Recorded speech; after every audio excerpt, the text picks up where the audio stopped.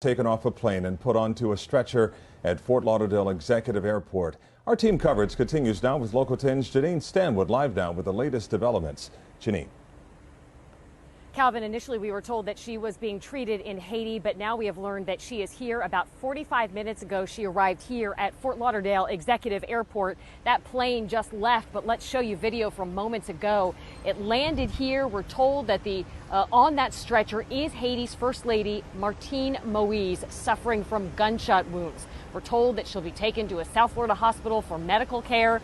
You can see in that video she is surrounded by members of Homeland Security and other law enforcement as she's rolled from that Trinity Air ambulance to that private ground ambulance. And if you look at that video, it appears that one of her arms is bandaged. She has a mask over her face, and it looks like she is really just keeping still, saying very little.